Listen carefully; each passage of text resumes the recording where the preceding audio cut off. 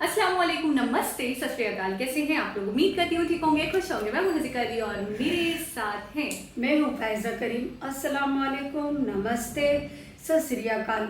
उम्मीद है कि हमेशा की तरह आप लोग खुश खुर्रम होंगे और मेरी दुआ है कि आप खुश रहिए। बिल्कुल ऐसे ही है। आज की हमारी वीडियो है PM Modi biggest challenge. So start करते हैं अपनी वीडियो को। Let's start. Okay guys, video का टाइटल है पीएम मोदी बिगेस्ट चैलेंज। बहुत खूबसूरत लगी थी। ओके गाइस, वीडियो का टाइटल है PM Modi biggest challenge to protect India's economic. Bharat Russia को सीक्रेटली फंड कर रहा है। भारत की वजह से रशिया यूक्रेन पर अटैक कंटिन्यू कर रहा है। मानो भारत ही रशिया को मिसाइल्स, बंदूकें और सारे वेपन सप्लाई कर रहा है। भारत को अलग अलग नाम देना वेस्ट को काफी अच्छा लगता है। स्नेक चार्मर्स, काउ पिस ड्रिंकर्स, कैटल क्लास, ऐसे नाम देने के बाद अब हमें एक नया नाम मिला है and that is laundromat. Allegations ये है कि भारत रशिया का काला पैसा वाइट कर रहा है, क्योंकि अब भारत यूरोप का टॉप रिफाइंड ऑयल एक्सपोर्टर बन चुका है और हमने सऊदी अरेबिया को भी पीछे छोड़ दिया है। यूरोप के सारे रिपोर्ट्स यही कहते हैं कि भारत रशिया और यूक्रेन के वॉर का फायदा ले रहा है, जो सरासर झूठ है। क्या भारत रशिया की मदद कर रहा है? हमारे पास ऑयल ना होते हुए भी कैसे हम यूरोप को ऑयल सप्लाई कर रहे हैं? और इन सारी बातों का सच सब तक पहुंचना जरूरी क्यों? चलिए जानते हैं आज के इस वीडियो में। हम इम्पोर्टेंट इश्यूज पर एक आसान भाषा में एक इंडियन पर्सपेक्टिव से वीडियोस बनाते हैं। अगर आपको हमारा काम अच्छा लगता है तो प्लीज वो सब्सक्राइब बटन प्रेस करना ना भूलिए। ये आपके लिए तो फ्री है, लेकिन इससे हमारी बहुत हेल्प होती है। चैप्टर 1,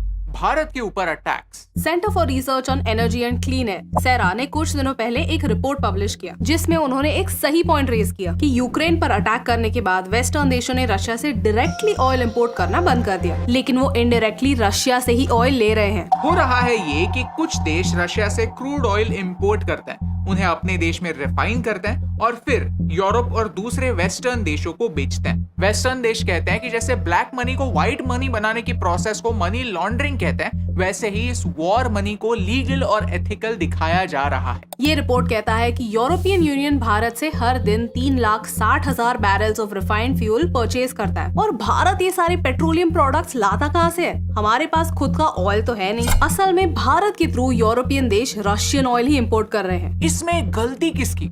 भारत की, जिसने शुरुआत से ही नॉन अलाइनमेंट को अपनाया है, या इन यूरोपियन देशों की जो दिखावे के लिए यूक्रेन को सपोर्ट करते हैं और बैकडोर से रशियन ऑयल खरीदते हैं? सही सवाल पूछने से वेस्टर्न हिपोक्रेसी एक्सपोज होती है, इसीलिए उनकी मीडिया ब्लेम शिफ्ट करती है एक कन्वीनियंट टारगेट की ओर, भारत की ओर। और जैसे ही कोई वेस्टर्न रिपोर्ट आता है तो कई सारे जर्नलिस्ट अपने एजेंडा आगे करते हैं। सिलेक्टिव डेटा की हेल्प से ये दिखाने की कोशिश करते हैं कि भारत ही दुनिया के सारे प्रॉब्लम्स के लिए रिस्पॉन्सिबल है। इसीलिए इस पूरी बात की जड़ तक पहुंचना जरूरी है। ये समझना जरूरी है कि रिस्पॉन्सिबल कौन है। क्या गलती सिर्फ भारत की है या इसमें और भी देश शामिल है? एंड एज यूजुअल बातें इमोशन से नहीं, डेटा से करते हैं। चैप्टर 2, ऑयल का चक्कर।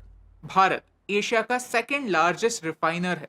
रिफाइनरीज एक कैपिटल इंटेंसिव बिजनेस है, यानी यहाँ बड़ा बड़ा इंफ्रास्ट्रक्चर खड़ा करना पड़ता है, पैसे लगते हैं। ये रिफाइनरी स्टेट ओन्ड यानी सरकारी हो सकती हैं, प्राइवेट हो सकती हैं, या सिर्फ सरकार और प्राइवेट प्लेयर्स इनमें पार्टनरशिप यानी एक जॉइंट वेंचर हो सकती है। भारत के पास खुद का ऑयल नहीं है, लेकिन फिर भी पेट्रोलियम एक्सपोर्ट्स भारत के एक्सपोर्ट्स का 12.9% हिस्सा है। लेकिन क्या ये नंबर रशिया के वॉर के वजह से बढ़ा है? बिल्कुल नहीं। क्या हम वॉर का इस्तेमाल प्रॉफिट कमाने के लिए कर रहे हैं? The answer is no. 2021 में top exporters of refined petroleum products की लिस्ट देखें तो भारत 3rd नंबर पर आता है। होता यह है कि हम जिन देशों में नेचुरली ऑयल है उनसे क्रूड ऑयल इंपोर्ट करते हैं, फिर उनसे पेट्रोलियम प्रोडक्ट्स जैसे पेट्रोल, डीजल बनाते हैं और फिर उसे यूज करते हैं, और जो थोड़ा बहुत एक्सेस बच जाता है उसे हम एक्सपोर्ट करते हैं। ये भारत के लिए वाइटल फॉरेन एक्सचेंज कमाता है। जहां पूरी दुनिया की कई सारी इकोनॉमीज फेल हो रही है, फॉरेन एक्सचेंज काफी इंपॉर्टेंट है, और जो कैपेसिटी भारत में लोकली यूज नहीं होती,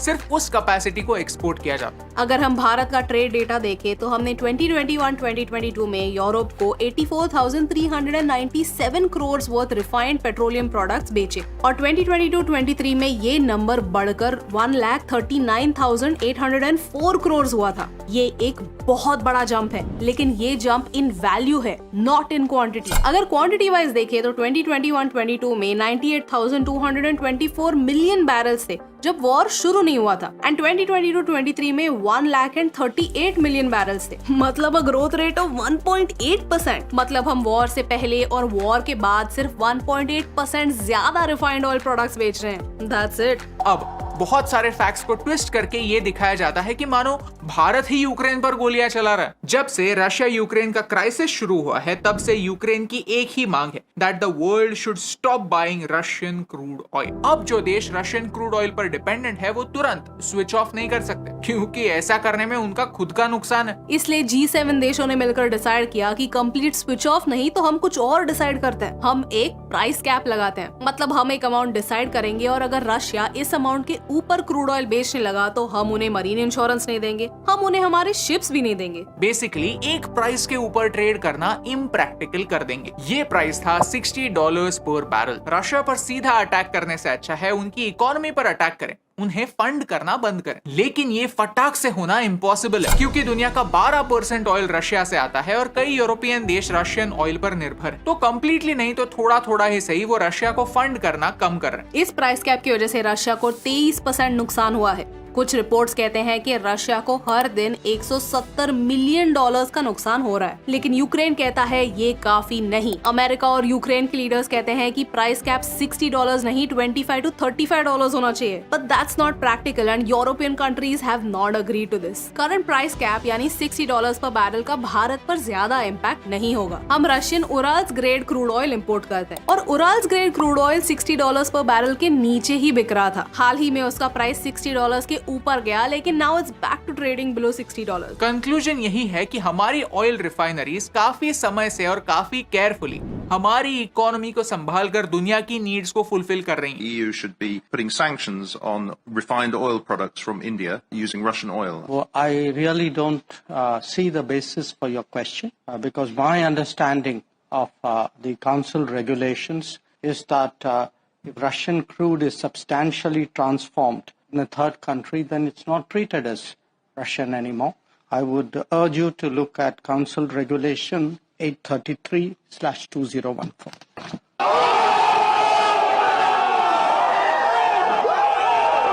चैप्टर 3 रशिया की आइडिया। भारत तो है डिप्लोमेटिक, लेकिन रशिया एक्चुअल में एक वॉर लड़ रहा है। उनका इंटरेस्ट किसी भी रूल को फॉलो करने में है ही नहीं। इनफैक्ट उनका तो काम ही ये है कि रूल्स और रिस्ट्रिक्शन से बचकर निकले, और इसके लिए वो अलग अलग तरीके इस्तेमाल कर रहे हैं। फॉर एग्जाम्पल, गतिक नाम की एक कंपनी है जो मुंबई में खोली गई है। फाइनेंशियल टाइम्स ये क्लेम करता है कि पिछले 1 साल में इस कंपनी ने 61 पुराने टैंकर्स खरीदे और फिर उन्हें रशियन ऑयल ट्रांसपोर्ट करने के काम में लगा दिया। वेस्टर्न एक्सपर्ट्स मानते हैं कि इस कंपनी को रशियन ऑयल जायंट रोसनेफ्ट ने शुरू किया और टैंकर परचेज फंड की। इस कंपनी की वेबसाइट अंडर कंस्ट्रक्शन है। रजिस्ट्रार और कंपनीज में इसके कोई रिकॉर्ड्स नहीं है।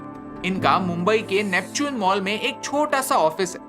इंडियन एक्सप्रेस ने ये रिपोर्ट किया है कि ये ऑफिस हमेशा लॉक्ड रहता है। ये सारी बातें काफी सस्पिशियस हैं। इंफॉर्मेशन छुपाने के लिए उन्होंने वेस्टर्न इंश्योरर से इंश्योरेंस भी नहीं खरीदा। जब भी आप कोई चीज इंपोर्ट करते हो, तब जो प्राइस आप देते हो वो 2 टाइप की हो सकती है, FOB या फ्री ऑन बोर्ड, या CIF that's cost insurance freight. FOB मतलब सेलर आपको सिर्फ शिप तक डिलीवरी देगा, शिपिंग कॉस्ट, इंश्योरेंस वो आपको भरना है on top of the cost price. CIF मतलब सेलर आपको आपके देश तक प्रोडक्ट्स लाके देगा। और भारत के ऑफिशियल्स कहते हैं कि वॉर के बाद रशिया अपने क्रूड ऑयल को CIF बेसिस पर भारत में डायरेक्टली डिलीवर कर रहा है। That means they choose the tanker, they choose the insurance. हम यही चाहते हैं कि जस्ट बिकॉज ये कंपनी भारत में है, वेस्टर्न देश ये कंक्लूजन ना निकाले कि भारत सरकार रशिया की मदद कर रही, इंफॉर्मेशन छुपा रही है और रशिया को चुपचाप सपोर्ट कर रही है, नहीं तो हम पर सेकेंडरी सैंक्शंस लगने के चांसेस। चैप्टर 4 भारत का पर्सपेक्टिव। वॉर को सपोर्ट करना कंप्लीटली गलत है, लेकिन एक देश है जो ओपनली वॉर को सपोर्ट भी करता है और उनके अगेंस्ट एक्शन लेने की कोई भी हिम्मत नहीं दिखाता, और वो है चाइना। चाइना आज रशिया का सबसे बड़ा ट्रेडिंग पार्टनर है। CRA की रिपोर्ट पर पहले पेज पर यह कहा गया है कि EU और G7 देशों ने कई देशों से रिफाइंड ऑयल के इंपोर्ट्स किए। इन देशों में China, India, Turkey, UAE, Singapore शामिल। चलिए देखते हैं कि इस रिपोर्ट के अंदर का डेटा क्या कहता है। इस चार्ट में आपको वेस्टर्न हिपोक्रेसी साफ साफ दिखती है। Bharat anyway refined petroleum products export करता है। ये भारत का टॉप एक्सपोर्ट प्रोडक्ट रहा है कई सालों के लिए। इस चार्ट में भी देखें तो सबसे ज्यादा जंप चाइना ने रिकॉर्ड किया है।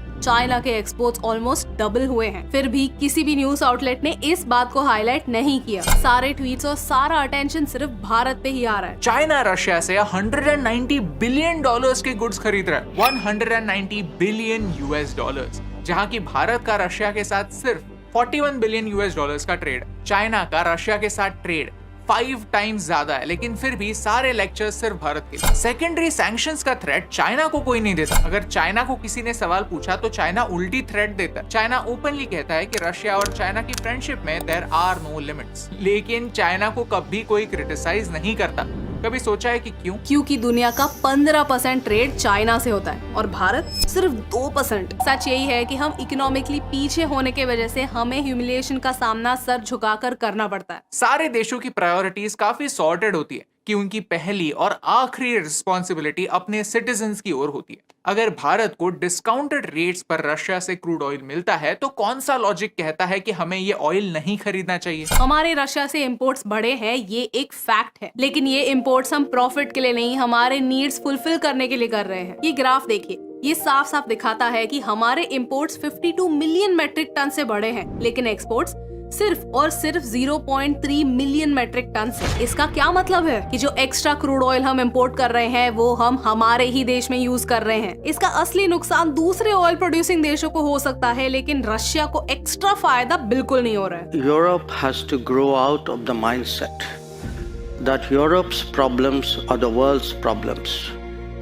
But the world's problems are not Europe's problems. इस एटीट्यूड की प्राइस आज नहीं तो कल उसे चुकानी ही पड़ेगी। The logic is simple. हमारे देश की रिस्पॉन्सिबिलिटी हमारे सिटीजन्स की ओर है, हमारा इन्फ्लेशन कंट्रोल करने की ओर है और हमारी प्रायोरिटी यही होनी भी चाहिए। जापान ने भी यही किया। वो G7 का एक हिस्सा है, लेकिन फिर भी उसने प्राइस कैप से निकलकर रशिया से ऑयल परचेज करना अपनी देश और इकोनॉमी के लिए ज्यादा बेहतर समझा। वो प्राइस कैप के ऊपर जाकर रशियन ऑयल खरीद रहे हैं, लेकिन जापान एक लॉन्ड्रोमैट नहीं है। वो पुतिन का वॉर फंड नहीं कर रहा है, वो तो सिर्फ अपनी इकोनॉमी का ध्यान रख रहा है। सिमिलरली पाकिस्तान ने भी रशिया से डिस्काउंटेड ऑयल परचेज करने की परमिशन अपने एलाय और जियोपॉलिटिकल लवर यूएसए से ली है। लेकिन इन दोनों देशों को इस डिसीजन के लिए इंटरनेशनली कोई क्रिटिसिज्म फेस नहीं करना पड़ता। गुस्सा तब आता है जब ये सारी लेक्चरबाजी सिर्फ भारत के लिए रिजर्व्ड होती है। अगर आपको इस वीडियो से वैल्यू मिली, कुछ नया सीखने मिला, तो हमें सोशल मीडिया पर फॉलो करना ना भूलिए, because as we always say in geopolitics there are no permanent friends, only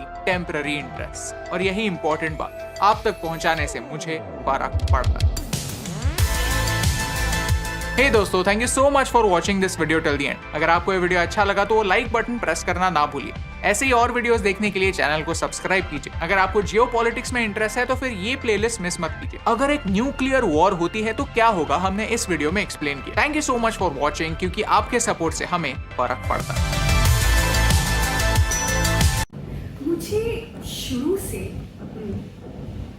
कभी भी ये बात क्लियर नहीं होती यूरोपियन कंट्रीज की कि वो सिर्फ और सिर्फ क्रिटिसाइज करते हैं, सिर्फ और सिर्फ प्रेशर बनाते हैं, इतना डिस्क्रिमिनेशन करते हैं सिर्फ इंडिया के साथ। वही काम, उससे बढ़कर भी वही काम दूसरे कंट्रीज कर रहे होते हैं। चाइना हो गया, जापान हो गया, जैसे उन्होंने मिसालें भी दी। जापान प्राइस कैप से भी ऊपर जाकर ऑयल परचेज कर रहा है, तो उस पर कोई सैंक्शंस नहीं लग रहे। ठीक है, चाइना खुली धमकियां देता है।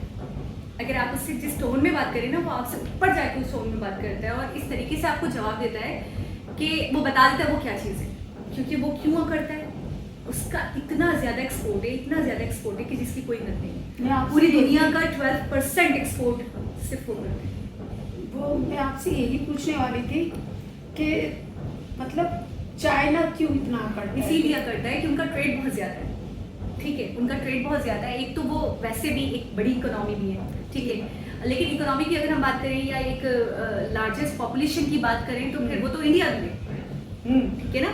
लेकिन मसला ये है इसके साथ साथ कि इकोनॉमिकली इंडिया इतना ज़्यादा स्टेबल नहीं है। जैसे उन्होंने बताया 2% है इंडिया का और उनका 12% है, नहीं 12% है उनका ट्रेड, तो इसलिए इंडिया को दबाते हैं, ठीक है। अच्छा, मुझे एक चीज़ और भी नहीं समझ में आ रही है कि अगर आप सैंक्शन लगाते हो, ठीक है, आप लगाओ, आप सही हो, आप गलत बात पे अगर रोक रहे हो आप ही हैं। अगर मैं कुछ गलत करती हूँ तो आप मुझे मारें या मुझे रोकेंगी, तो मुझे जब बुरा नहीं लगेगा जब मेरी सिस्टर या आपकी दूसरी बेटी भी वो काम करे और आप उसको भी रोकेंगे। लेकिन मुझे जब ज़्यादा गुस्सा आएगा, पहली बात तो आप मेरी माँ हैं, आप तो कर सकती हैं, लेकिन वो खैर बाप तो है नहीं, फिर भी वो बाप बनते हैं, वो अलग बात है, अपनी पावर्स की दम पर बहुत उतराते हैं। तो वो हर किसी पे सैंक्शन लगा सकते हैं, वो अमल दखल कर सकते हैं। उनके जब उनको मसला होता है तो वो हर किसी के साथ प्रॉब्लम क्रिएट कर सकते हैं, हर किसी पे सैंक्शन लगा सकते हैं, हर किसी को प्रेशराइज कर सकते हैं, हर किसी का मतलब हर मुल्क को। लेकिन जब दूसरे मुल्कों के साथ कोई मसला होता है, जैसे कि एस जयशंकर जी ने कहा भी है कि यूरोप का जो मसला है वो पूरी दुनिया का मसला है, लेकिन पूरी दुनिया का जो मसला है वो यूरोप का मसला नहीं है। ठीक है, आपको पता है जब पाकिस्तान और इंडिया के मामला गड़बड़ हुए थे और इनसे बात की जाती थी बार बार, तो ये अक्सर ये कहते थे आप लोग ट्रेड बढ़ाएं, ट्रेड करो, आपस में मेल मिलाप करो, चीजों को ट्रेड करोगे तो आप लोगों के मामला बहुत सुलझ जाएंगे, बहुत अच्छे हो जाएंगे। ये उनका जवाब होता था, इस तरीके से वो जवाब देते थे। लेकिन अभी आप देखें तो वो कितने सैंक्शंस भी लगा रहे हैं, तो वो प्राइस कैप भी कर रहे हैं कि जी इससे ज्यादा में हम पर बैरल नहीं लेंगे, और बहुत सपोर्ट कर रहे हैं यूक्रेन को। लेकिन बज़ाहिर वो यूक्रेन को सपोर्ट कर रहे हैं, लेकिन जैसे उन्होंने कहा बैकडोर से वो फायदा ले रहे हैं रशिया से, क्योंकि आपको पता है रशिया जो है उसका क्रूड ऑयल या उसका जो ऑयल है यूरोपियन कंट्रीज टोटली निर्भर है उस पर। ठीक है, वो अचानक से नहीं छोड़ सकते कि जी हम नहीं लेते, सही उनकी जरूरियात है। और आपको पता है यूरोपियन कंट्रीज बहुत ज्यादा, हमारा फिर एशियन कंट्रीज का फिर भी कम यूसेज है, इनका ज्यादा है। ये बिल्कुल, ये तो रोड पर आ जाएंगे, तो ये कह रहे हैं हम थोड़ा थोड़ा करके करते हैं, हम कुछ और देखते हैं, हम कुछ और करते हैं, लेकिन इतनी जल्दी ये सब हो नहीं सकता। तो आप ये देखें कि अभी वो जो चल रहे हैं, अभी जो वो सर्वाइव कर रहे हैं, अब अपनी नीड्स को पूरा कर रहे हैं, अगर इन शॉर्ट में बोलूँ या सादे लफ्जों में बोलूँ तो कैसे कर रहे हैं, तो ले तो रहे हैं ना वो भी। तो आप जब ले रहे हो तो आप एक्सेप्ट करो कि हाँ आप ले रहे हो, आप रशिया के ऊपर डिपेंडेंट हो। ठीक है, आपकी नीड्स पूरी नहीं हो सकती हैं अगर बिल्कुल ही आप नाक लगाओगे। फिर दूसरे कंट्रीज के ऊपर आप इस तरीके के एलिगेशंस लगा रहे हो, उसके ऊपर सैंक्शंस लगाने की बात कर रहे हो, तो ये गलत है, ये बिल्कुल ही गलत है। मेरे हिसाब से तो ये सरासर नाइंसाफी है। यानी मैं आप ये कहना चाह रही हैं कि जैसे कि खुद कर रहे हैं तो उन्हें कोई ऑब्जेक्शन नहीं, लेकिन अगर दूसरा वही काम कर रहा है तो उसके ऊपर वो एतराज़ात कर रहे हैं। अच्छा, यूरोप जो है, ये जो पूरा कॉन्टिनेंट है, इसमें काफी सारे कंट्रीज हैं। अच्छा, यूरोपियन कंट्रीज जो हैं, अगर अमेरिका कुछ कहता है तो आप ये देखें कि अमेरिका इंडिया को कह रहा है, अमेरिका एशियन देशों को तो कह रहा है कि जी आपने लिया तो अच्छा नहीं होगा, आपने लिया तो अच्छा नहीं होगा, आपने किया तो अच्छा नहीं होगा, आपको नहीं लेना, आपको रशिया से कोई ताल्लुक नहीं रखना है, आपको परचेजिंग नहीं करनी है उससे, हमें उनको घुटनों पे लाना है, हमें उनको तोड़ना है, हमें उनकी इकोनॉमी को तोड़ना है। ठीक है ना, ताकि उनके ऊपर प्रेशर बने। तो यार यूरोपियन कंट्रीज भी तो ले रहे हैं ना, आप उनके ऊपर सेक्शंस क्यों नहीं लगा रहे हो? हाँ, आप उनको क्यों नहीं रोक रहे हो? यानी कि आपके घर वाले ले रहे तो ठीक है, वेल एंड गुड, सामने वाला ले रहा है तो गलत कर रहा है, आपका पड़ोसी ले रहा है तो गलत कर रहा है, वो गलत कर रहा है, वो गलत कर रहा है। नहीं तो फिर उसकी खबर लेंगे आप, फिर उसके ऊपर आप मतलब उसको प्रेशराइज करेंगे आप, तो ये तो गलत कर रहे हैं ना आप। जो भी कर रहे हो वो सबके लिए इक्वल रखो फिर। ठीक है, अब जापान का ही आप ले लें, जापान जो 1960 वो कैप प्राइस फिक्स किया है 60 पर बैरल, वो उससे ऊपर जाके खरीद रहा है, उनको कोई प्रॉब्लम नहीं है जापान से, क्योंकि जापान अपनी इकोनॉमी के लिए काम कर रहा है, क्योंकि जापान अपने आवाम के लिए काम कर रहा है, और इंडिया अपनी आवाम के लिए काम थोड़ी कर रहा है बेचारा। इंडिया कर रहा है तो गलत कर रहा है, जापान कर रहा है तो ठीक कर रहा है। ठीक है, तो ये बात गलत है। ये क्यों करते हैं? नहीं करना चाहिए ना, बराबर रखना चाहिए। या आपकी हिम्मत नहीं होती पावरफुल कंट्रीज के सामने बात करने की? नहीं होती होगी। जैसे चाइना हो गया, जैसे ताकतवर ममालिक है, उनका अपना एक भरम है, समझे, तो वो भरम दिखाते हैं अपना, तो वो दिखाते हैं, वो कमजोर को दबाते हैं, वो कमजोर को दबाते हैं। वो छोटे, जैसे जो उनकी नजर में छोटे मुल्क है, उनकी बराबरी के नहीं है, तो उनको दबाते हैं। लेकिन इंडिया तो अब बहुत आगे निकल चुका है। इंडिया बहुत आगे गया है, फिर भी तो वो उनको खाते में उनको हजम नहीं होता होगा ना, और समझे नहीं होगा। हाँ, और कि वो अपनी मेहनत से इतना आगे चले गए, इतना उड़ गए, और मतलब एक तरह से देखा जाए प्रॉफिट क्यों कमा रहे हैं, प्रॉफिट क्यों कमा रहे हैं, मजीद मजबूत हो जाएंगे, ये तो हमारे सामने खड़े हो जाएंगे। और ये अब वो देखें, टेक्नोलॉजी में इंडिया भी माशाल्लाह किसी से पीछे थोड़ी है, मैन्युफैक्चरिंग भी काफी आगे निकल बहुत चुका है, आगे है, टेक्नोलॉजी में आगे निकल चुका है, सर्विसेज में तो बहुत आगे यही निकल सब चुका उनको है। हजम नहीं होता, इसीलिए वो भरम दिखाते हैं। और ये चाहते हैं कि ये जैसे जैसे इनकी इकोनॉमी मजबूत होगी, जैसे जैसे ये स्टेबल्ड होंगे, जैसे जैसे ये आगे बढ़ेंगे, डेवलप्ड होंगे, डेवलप्ड कंट्रीज बन जाएंगे। वाकई मैं तो कहूँगी कुछ आने वाले कुछ सालों में इंडिया डेवलप्ड कंट्रीज में शुमार होने लग जाएगा इंडिया का, बिल्कुल। ठीक है। अभी डेवलपिंग कंट्री है, लेकिन आने वाले कुछ सालों में 10 से 15 सालों में इंडिया डेवलप्ड कंट्री हो जाएगा। 10 से 15 साल में मैंने ज्यादा बोल दिया, 5 से 7 साल बोल देती हूँ। जिस तरीके से तरक्की हो रही है, जिस तरीके से ये लोग आगे बढ़ रहे हैं, तो मुझे लग रहा है ये इनको हजम नहीं हो रहा कि हमारे सामने खड़े हो जाएंगे हमारी आंखों में। खैर अभी भी वो आंखों में आंखें डाल कर, आपने एस जयशंकर का एटीट्यूड तो देखा ही होगा।